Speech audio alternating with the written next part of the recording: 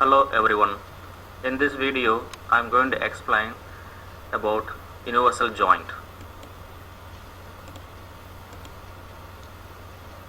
A hook joint, commonly known as universal coupling or universal joint, is used to connect two non-parallel and intersecting shafts.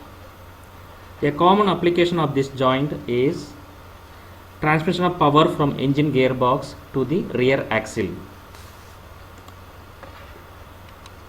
Look at this image. The axes of the two shafts are coaxial. To connect these two shafts, a rigid coupling is generally used.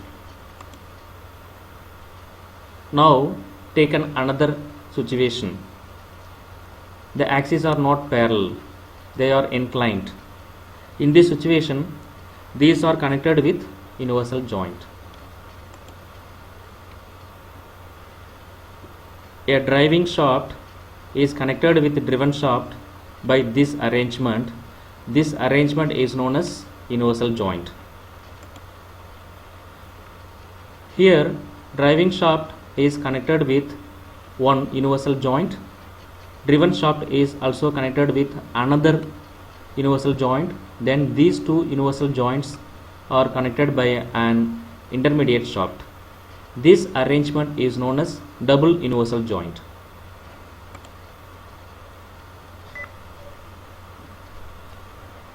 This is the driving shaft, driven shaft, and they are connected by this arrangement. This is known as a cross rod.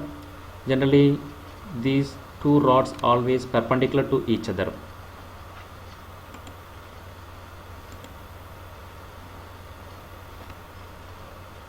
So here alpha is the angle of inclination between the driving shaft axis and the driven shaft axis.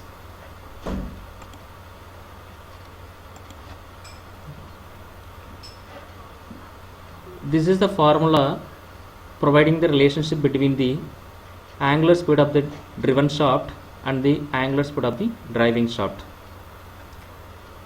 Alpha is the inclination between the driving and driven shaft, and theta is the angular rotation of the driving shaft, where omega 1 is the angular speed of the driving shaft. This is always constant. However, omega 2 is not a constant value because theta is changing at every instant, hence omega 2 also changing. Because of this variation in the angular speed, using these two values, a graph can be drawn. This graph is known as polar graph or polar chart. This whole circle indicates the speed of the driving shaft, and this ellipse indicate the speed of the driven shaft. At point number 5, 6, 7, 8, angular speed of the driving shaft and driven shaft are coinciding. That means they are same. At point number 2 and 4, angular speed of the driving shaft is maximum and is given by this formula omega 1 upon cos alpha. At point number 1 and 3, the angular speed of the driven shaft is minimum and is given by the formula omega 1 cos alpha.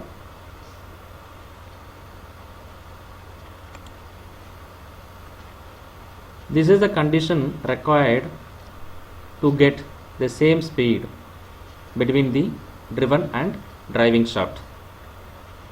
That means at point number 5, 6, 7, 8, this condition is satisfied.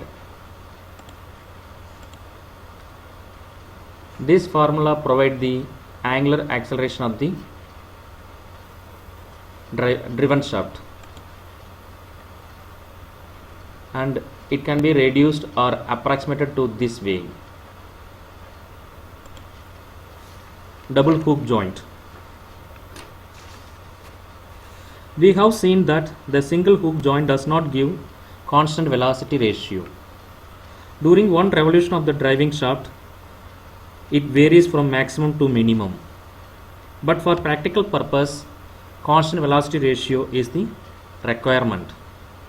By using double joint, the variation of the angular velocity ratio between the driven and driver can be completely avoided. This is the driving shaft. It is coupled with an universal joint here. This is the driven shaft. This is the driven shaft. It is coupled with the universal joint here. So by providing these two universal joint, we can get the angular velocity of the driven shaft in a constant manner. This topic is considered very important for university point of view.